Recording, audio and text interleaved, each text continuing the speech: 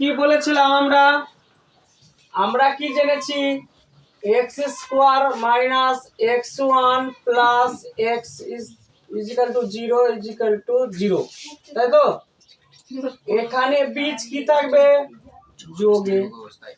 আর এখানে বীজ কিসে থাকবে? গুণে। ক্লিয়ার তো?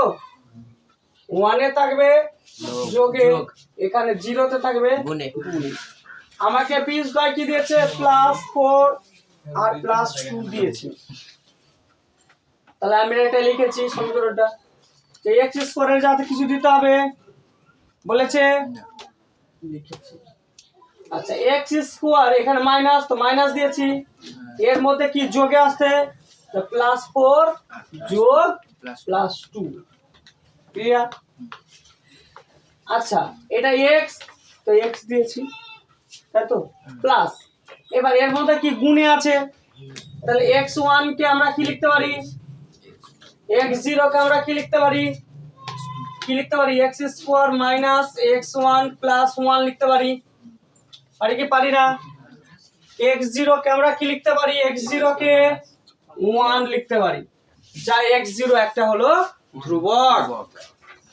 এটাকে আমরা কি বলি? এটাকে বলি ধ্রুবক।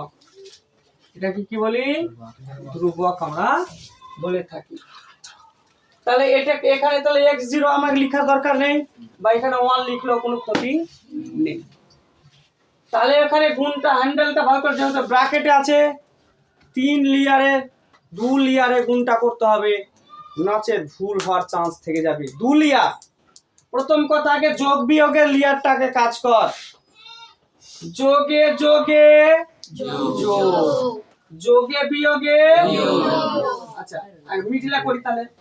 যোগে যোগে যোগ, 4 গুণে 8, যোগ আছে 4 আর 2 6।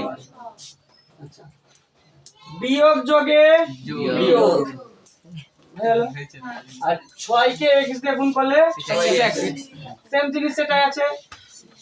যোগে যোগে যোগ, 4 দুনে 8, যোগে যোগে যোগ 8, বাস এটা হলো।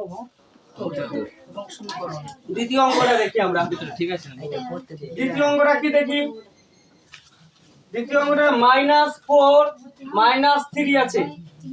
তাহলে আমরা কি জানি? বীজদ্বয় দিয়ে সমীকরণ করি। তাহলে বীজদ্বয় দিয়ে সমীকরণ করি। তাহলে বীজদ্বয়টা আমার কি ছিল?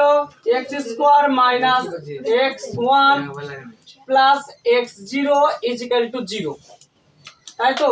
তাহলে আমরা এটা বলতে পারি x square minus x1 plus 1 is equal to 0। এবার কি বলতে পারি? x স্কয়ার এখানে কি ঢুকে আছে? বীজদ্বয়টাকে দিই, -4 আর -3, এখানে x প্লাস এখানে কি দেব? -4 গুণিত -3 ইজ ইকুয়াল টু 0। তাহলে কি হলো? x স্কয়ার মাইনাস মাইনাস মাইনাসে প্লাস, কি করতে হবে? মাইনাস মাইনাসে প্লাস, মানে 4 3 7।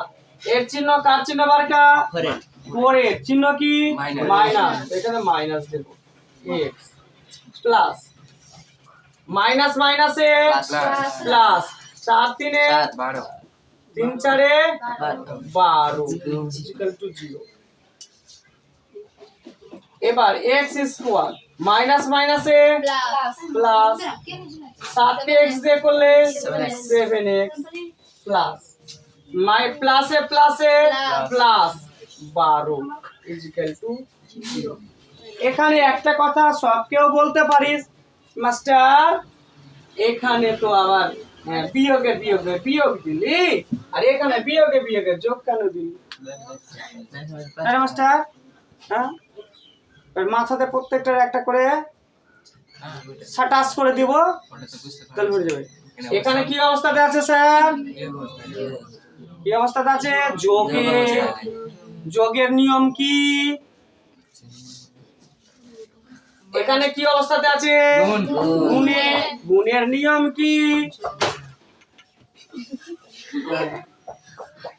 তাহলে যোগের নিয়মে কি আছে? প্রশ্ন অঙ্ক কি করতে হবে, অঙ্ক কি করতে হবে, আর উত্তরের চিহ্ন, উত্তরের চিহ্ন। প্রশ্নে যদি দুটা বিয়োগ থাকে তো অঙ্কটাকে করতে হয় যোগ, উত্তরের চিহ্ন দিতে হয় বিয়োগ। প্রশ্নে যদি দুটা যোগ থাকে স্যার, অঙ্ক করতে হবে যোগ, চিহ্ন দিতে হবে যোগ। প্রশ্নে কি থাকে স্যার? একটা বিয়োগ একটা যোগ থাকে, তো অঙ্কে করতে হবে কি?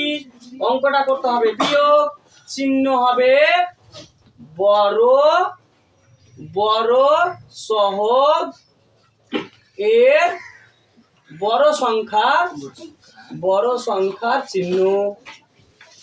মানে এখানে প্লাসও হতে পারে মাইনাসও হতে পারে, সেম জিনিসটা। এটাও হচ্ছে কি প্লাস মাইনাস, এখানে মাইনাস করতে হবে, কিন্তু এই দুটোর ক্ষেত্রে এই দুটো নিয়ম।